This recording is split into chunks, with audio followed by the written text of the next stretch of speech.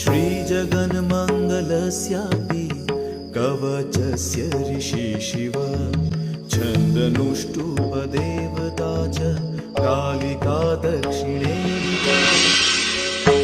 ॐ शिरो मे कालिका पातु क्रीङ्कारैकाक्षरी पुरा। क्रीं क्रीं मे ललाटं च कालिका खड्गधारिणी। दक्षिणे कालिका पातु घ्राणयुग्मं महेश्वरी। क्रीं क्रीं रसनां पातु ॐ ॐ पातु कपालम्।